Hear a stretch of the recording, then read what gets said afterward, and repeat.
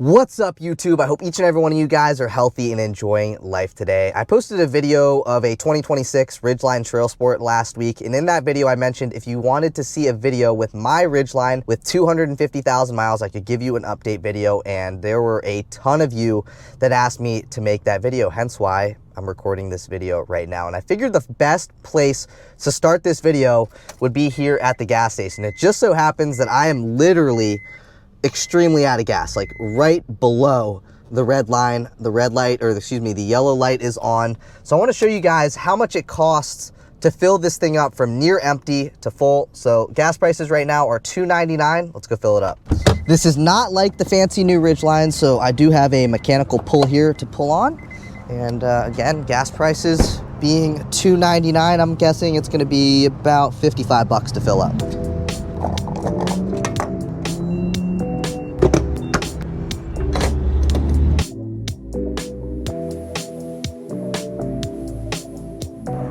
And there's the click, 19.4, so we'll call it 19 and a half gallons. This has a 22-gallon tank, so what's that? About 2.5 gallons left of fuel. I'm averaging about 18 and a half miles per gallon. Most of what I do is driving on the highway, and then I also do a mix of city driving as well. So with the old Ridgeline, about 18 and a half miles per gallon is what I usually see, so that's kind of about what you can expect realistically. All right, I got about like a 15-20 minute drive to this beautiful spot that I'm gonna go film at, so let's hit the road and I'll show you guys along the way.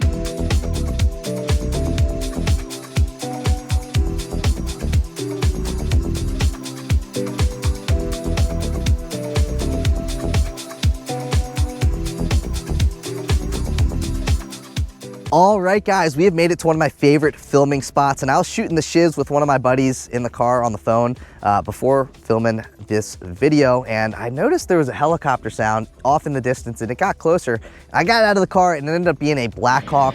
Really cool. It got nice and low. Got some cool video of it, as you guys can see on screen right now. That is why this is one of my favorite filming spots. You never know what you're gonna see here. We are right next to an airport, so there might be a little air traffic in the background. I find that to be cool. I got a mic on, so shouldn't be that much of a distraction. But in my last Ridgeline video, I mentioned if you wanted to see a 250,000 mile update on my own personal Ridgeline, that I would make that video.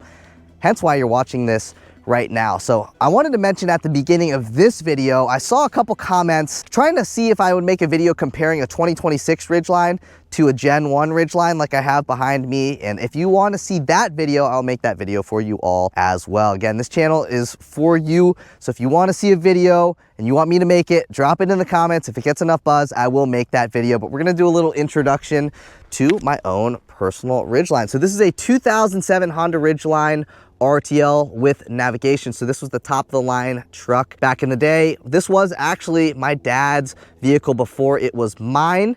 This was my first vehicle, or second vehicle actually. He bought it with 37,000 miles on it. Sorry guys, I'm a little sick. Bought this with 37,000 miles back in 2010. It was an off-lease truck, and so far, I mean, it has been fantastic. So the first thing I wanted to jump into was the engine and the transmission. Reliability has overall been great. It's the original engine, it's the original transmission. I will say though, I do my own oil changes, and in between changes, I do about 5,000 miles. It does burn about a half quart of oil in between changes. We did do the valve seals, but it does still burn a little bit of oil. And then also the trans does seem to shudder occasionally. Really not that big of a deal. It's just when it shifts too early into a higher gear, it does like that kind of thing.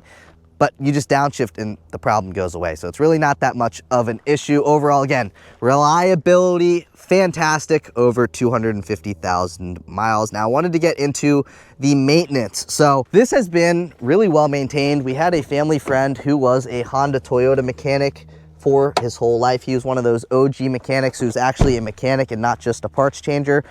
So he knew all the little things that you do to keep this thing going for longer. So I'm gonna pop open the hood, and then we're gonna talk about that, because I popped open the gas cap, not the hood. All right, guys, don't mind the dirty engine bay. This is my daily driver after all. So it is not gonna be, you know, taking care of the best under the hood anyway. But when it comes to the mechanics of it, it is going to be very well maintained. I got my little cheat sheet here, and I wanted to talk about just the maintenance that has been done to this Ridgeline to keep it going for 250 100,000 miles. So first order of business is the timing belt. The timing belt has been changed every 100,000 miles. So it's been changed twice now.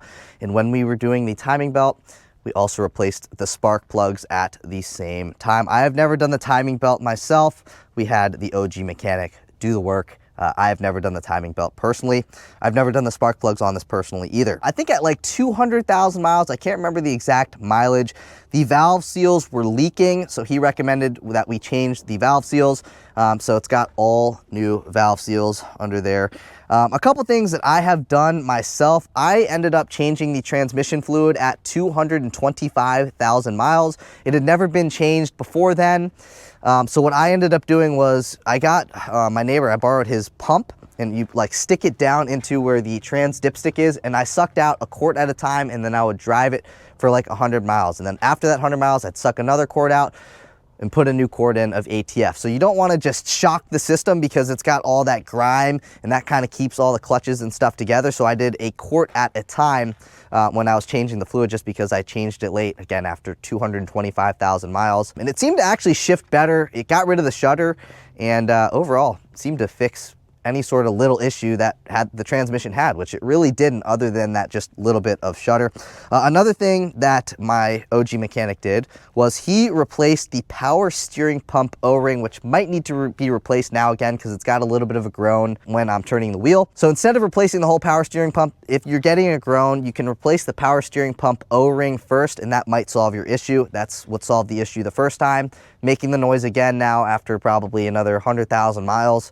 So I'm gonna replace that first. If that doesn't fix it, might have to do a power steering pump. So the one big issue that this car did have, big quote unquote issue, was the alternator. So we replaced the alternator, I believe, at like 220,000 miles. Again, the mechanic did that. And then it was replaced actually with like a faulty non-Honda alternator, so it actually left me stranded one time. So I will get into that later on in the video, but just know the alternator was replaced at about 220,000 miles. Another thing with this, we did replace the front struts as well because they were making some noise. At what mileage, I can't remember, to be quite honest with you. But there is one thing coming from the rear that it is also doing that. I popped open that again instead of the hood on accident. But the rear differential will let you know when it wants its fluids changed. It kind of feels, you can feel it. It's more like a kind of noise, and you can feel it, like, and that's when it needs to be changed. So everything that I change, I'm not ahead of anything. Whenever it does something wrong, that is when I will fix it, right? It's a Honda, it's gonna let you know when it needs to be fixed, and that's really not all that often. So my rear diff fluid also needs to be replaced again now because it is doing that little bit of a groan. Again, it's literally a drain plug. You fill it up, very easy to do. So don't take it to a mechanic shop. That's just another thing, another piece of maintenance. And obviously also brakes, rotors, pads, that stuff's been replaced, tires, you know, all that kind of stuff. One thing I failed to mention in the video is if you're looking for a good tire, these are the Nitto Ridge Grappler G2s. They are size 245/65 R17. These have 83,000 miles on them, and as you can see, they still have tire tread. So if you're looking for a Ridgeline with kind of an aggressive tread pattern, a nice looking sidewall, highly recommend these tires. I've had great luck with them. Again, 83,000 miles on them, and they still have tire tread. There's the wear indicator. You can see we're still a ways away from that. These might be a 100,000 mile tire, which is crazy. They're great in the rain, they're great in the snow, and they don't make any noise when driving on dry pavement. Again, can't recommend these tires enough. If you're looking for a good tire, get these. Just figured that was a worthwhile thing to mention. And I want to talk about the exterior and how it has held up over the course of almost 20 years. So again, this is a 2007. So starting up here at the front end, basically the only thing really up here is faded paint and the faded headlights. I also just ran into like a bunch of pea gravel got thrown up onto me today, like literally like 10 minutes before filming this video.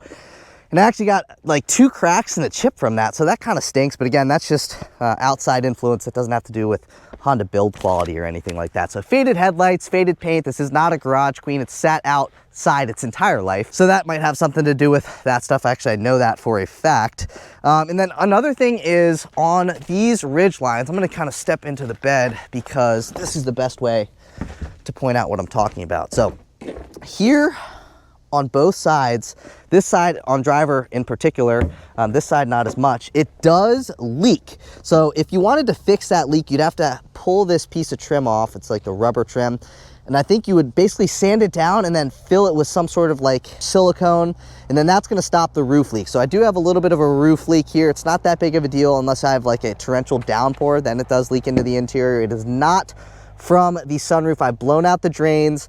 It is leaking from this little seam right here. Just wanted to point that out. And a couple other things, you can see the roof is actually held up pretty well other than that.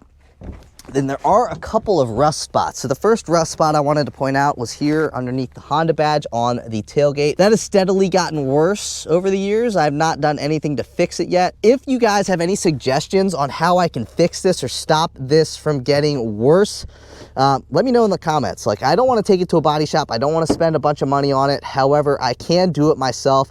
So if you have any suggestions on how to stop that and fix that, drop it in the comments down below. And there's also a little rust spot on the frame rail, like right here. Show you a little spot of what that looks like. Very small. It is not, there's no rust on the other frame rail on the passenger side, just one little rust spot behind the door here on the driver's side, and then one on the tailgate. But other than that, man, it has held up actually really, really well. The only other thing, little issue here, is that the Ridgeline badge fell off not too long ago. But other than that, she's held up great. Reliability wise, this thing has been fantastic. It has only ever left me stranded one time, and it was giving me signs that the alternator was going out. I just ignored them because I didn't know what it was doing, honestly. I wasn't too mechanically inclined at that time.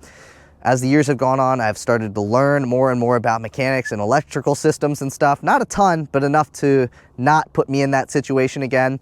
So it was replaced at like 200 to 225,000 miles, somewhere in that range, with a, like, I think it was some sort of aftermarket alternator, guys. So replace your stuff with Honda OEM, or as close to that as you can get. But again, it was replaced by the OG mechanic with an off-brand part. Anyways, he owned up to it. He returned that and then got a Honda brand alternator or whatever. Maybe it was a Dorman. I can't remember exactly what it was, but that has not been an issue since installing the new, better alternator. All right, stepping into the interior. This is my daily, so please don't judge me for a little bit of mess that I do have. But as you may be able to tell, like, look at the armrest here. Again, I don't weigh a ton. I weigh about 150 pounds. There are no tears in the seat. The seat's actually held up fantastic for the course of, 18 years with me and my father getting in and out of this thing. Heated seats both still work. And the passenger side looks even better, obviously, than here on the driver's side. All the power controls on the driver's seat still work. But I will say the armrest, center armrest here, does have a few different cracks and stuff, but no tears yet. One thing I will say is that when it gets humid in the summer and it's hot and just sticky icky outside, the steering wheel does tend to flake off here on the top. You can kind of pick that up on the camera. You can see the steering wheel on the top doesn't look all that good, and it kind of gunks up your hands a little bit with like a rubber feeling material.